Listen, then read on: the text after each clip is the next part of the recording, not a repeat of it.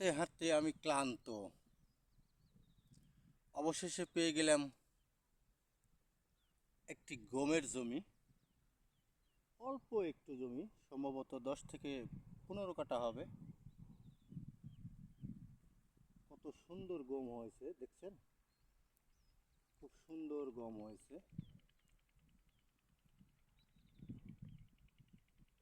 এই যে গমগুলা,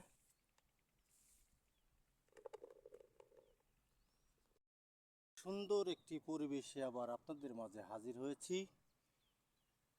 খাটো জাতের সরিষা, এইগুলোতে মুকুল ঝরে গেছে, দানা অনেক ভালো। আর এই যে জমিগুলো দেখছেন সরিষার,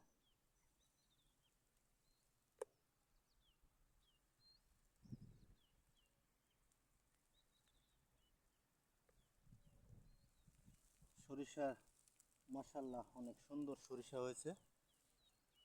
এই যে দেখতেই পাচ্ছেন।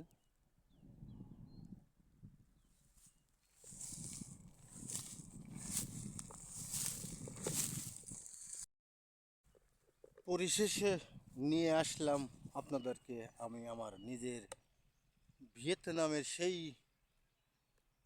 সরিষার ক্ষেতে, সারিবদ্ধভাবে লাগানো। এই যে দেখতেই পাচ্ছেন, প্রতিটা গাছ 3 ফিট অন্তর অন্তর লাগানোর কথা ছিল, যদিও আমি পরীক্ষা স্বরূপ মাত্র 1.5 হাত, সোয়া হাত পর পর আমি একটি করে বীজ লাগিয়েছিলাম।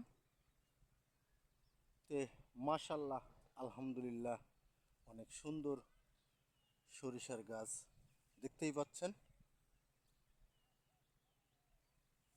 এখানে কতটুকুন জমি হবে আমি জানি না। 100 গ্রাম বীজ নিয়ে আসছিলাম। আমি জমির চারিপাশ ঘুরিয়ে ঘুরিয়ে আপনাদের দেখানোর চেষ্টা করছি। এই যে দেখতেই পাচ্ছেন গাছের কি অবস্থা।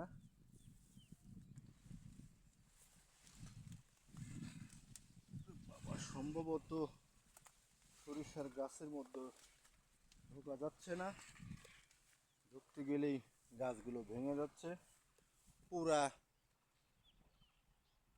এক মানুষ আমার সমান সরিষার গাছ হয়েছে। জানি না ফলন প্রতিটা গাছে কেমন হবে, তবে আশা আছে আগামীতে আরও বড় পরিসরে আমি এই সরিষাটার লাগাবো। এবার পরীক্ষার স্বরূপ শুধুমাত্র লাগিয়েছি, দেখা যাক বাকিটুকুন করার ইচ্ছা আল্লাহ দেয় কিনা।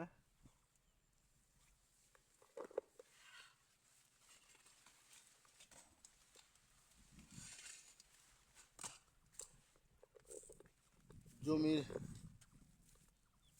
চতুর্দিক দিয়ে আপনাদের দেখানোর চেষ্টা করছি।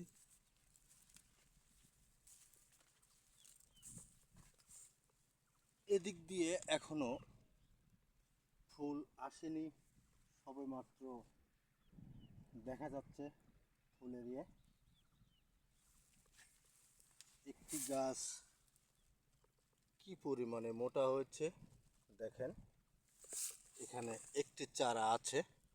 এই যে একটি চারা, কি অবস্থা।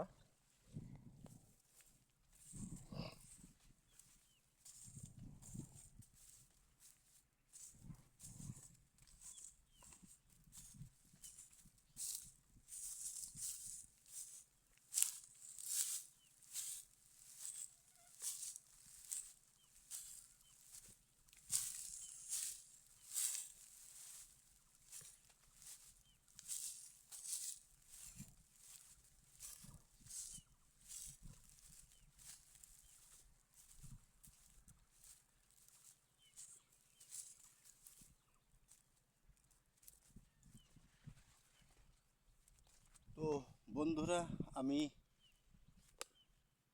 প্রতিটা গাছে 1 কেজি করে সরিষা হবার কথা। আল্লাহর কাছে আমি বেশি কিছু চাইবো না। আল্লাহ যতটুকুন পরিমাণে প্রতিটা গাছে আমার সরিষা দেয় আমি তাতেই সন্তুষ্ট। কারণ আমি এবছরেই এই চামটা চলন বিলে এই প্রথম আমি এই ভিয়েতনামের বীজটা লাগিয়েছি। তো বন্ধুরা, যে যেখান থেকে আমার এই ভিডিওটি দেখছেন, আশা করি লাইক কমেন্ট শেয়ার করবেন, পাশেই থাকবেন, অন্যকে দেখার সুযোগ করে দিন। এখানেও দেখতে পাচ্ছেন একটি গাছ, এই যে গাছের কি অবস্থা। এই একটি গাছ সম্ভবত বের পাবো না, যদি আরও বড় হয়। তবে এটা লাগানোর কথা 3 ফিট অন্তর অন্তর চাষ করে, কিন্তু আমি চাষ না করে কাদো মাটির উপর লাগিয়েছি। প্রত্যেকটা গাছ আলহামদুলিল্লাহ মাশাআল্লাহ খুব ভালো, দেখতেই পাচ্ছেন।